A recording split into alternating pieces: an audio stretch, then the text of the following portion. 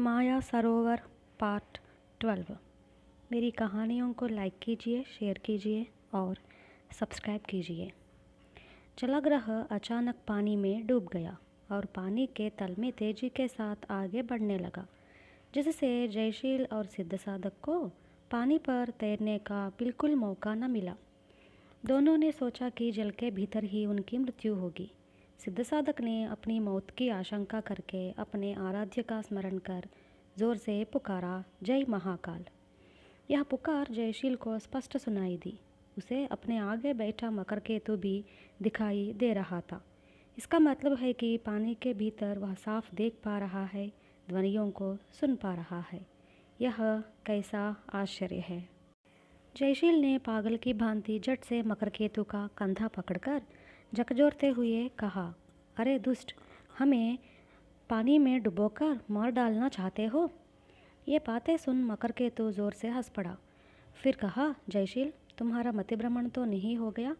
इस वक्त हम तालाब में एक ताड़ की गहराई तक के पानी में हैं।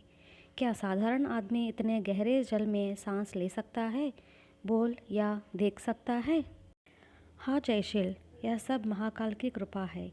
इन शब्दों के साथ सिद्धसाधक ने चारों ओर नज़र दौड़ाई। उस पहाड़ी तालाब में अनेक जल जंतु जैसे बड़ी बड़ी मछलियाँ, मगरमच्छ, लंबे सांप इत्यादि अनेक जल जंतु उसके बगल में से तैरते जा रहे थे।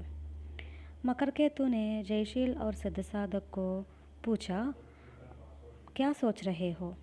जयशील ने तलवार खींचकर कहा, तेरे साथ, तेरे जलाग्रह के साथ लगे रहने पर हम जैसे मानव भी पानी में वायु का सेवन करते जीने की शक्ति रखते हैं। हाँ हाँ, तुमने ठीक समझा जयशील।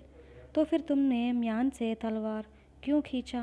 मकरकेतु ने पूछा। तेरा सिर काटने के लिए। सुनो, तुम तुरंत जलाग्रह को पानी के ऊपर ले जाओगे या नहीं? जयशील ने ललकार कर मकरकेतु से पूछा।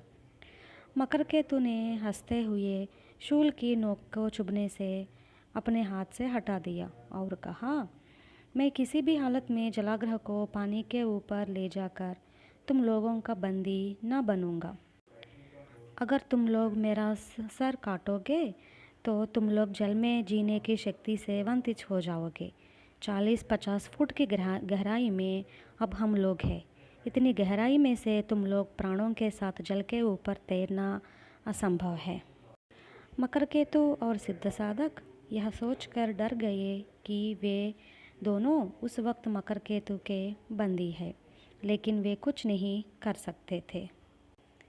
मकरकेतु, हम दोनों को बंदी बनाकर कहाँ ले जा रहे हो? जयशील ने पूछा। मकरकेतु ने कहा, जयशील, तुम दोनों मेरे बंदी नहीं हो। मैं भी तुम लोगों का बंदी नहीं हूँ। लो देखो, उस गुफा की जलधारा से होकर जलाग्रह आगे बढ़ेगा और जो ही वह पहाड़ी सरोवर में पहुँचेगा त्यों ही तुम लोग अपने रास्ते जा सकते हो। मैं भी अपने रास्ते चला जाऊंगा। वहाँ पर घना अंधकार था। 4-5 क्षणों के अंदर ही जलाग्रह पहाड़ी सरोवर में पहुँच गया। जयशील तथा सिद्धसाधक ने एक बार गहरी सांस ली। प्राणों के साथ तालाब से बाहर निकलने के उपलक्ष्य में प्रसन्नता के साथ चारों ओर देखा। पहाड़ के बीच में तालाब का पानी, पानी की एक धारा पहाड़ की दूसरी तरफ से तेजी के साथ बहती जा रही है। इसे देखने पर जयशील को लगा, मकरकेतु जब तक सर्वेश्वर का नाम लेकर चिल्लाया करता था, यह वही है। जयशील ने जब यह सवाल पूछा तब मकरकेतु ने कहा, यह नहीं है। उस सर्वेश्वर का सरोवर आज तक कोई मानव ने देखा ही नहीं। तुम लोग तैरना जानते हो ना? यदि नहीं जानते तो पहाड़ के पेड़ वगैरह पानी की धारा में बहते आ रहे हैं। उनमें से किसी पेड़ की शाखा को पकड़कर अपने प्राण बचा लो। ये शब्द कहकर मकरकेतु थोड़ी देर मौन रहा, फिर चिल्ला पड़ा, जलाग्रह।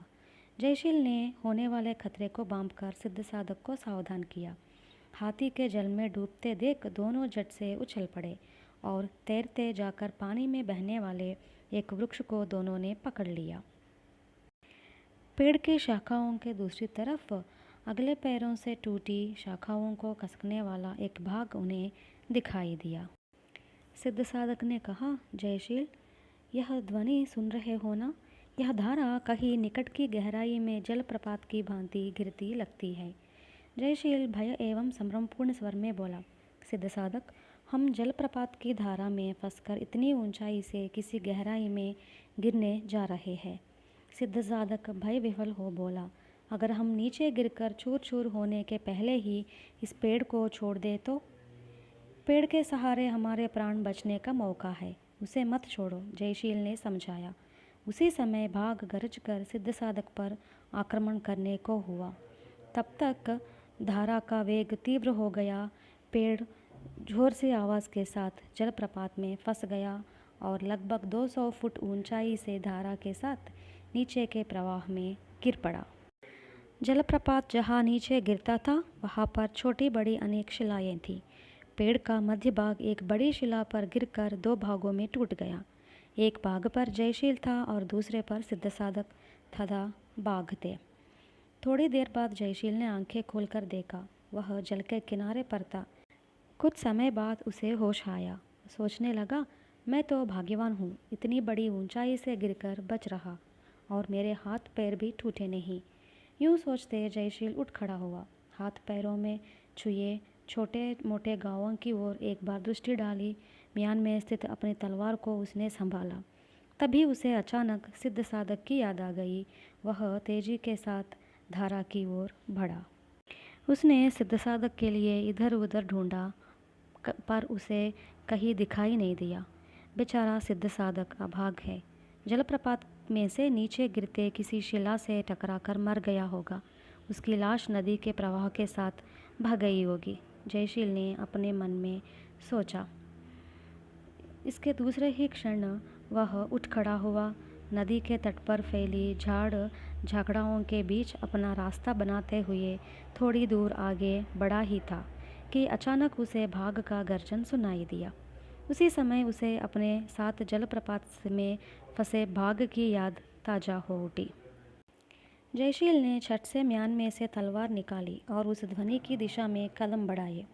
एक स्थान पर सिद्ध साधक पानी के किनारे अचेत पड़ा हुआ था।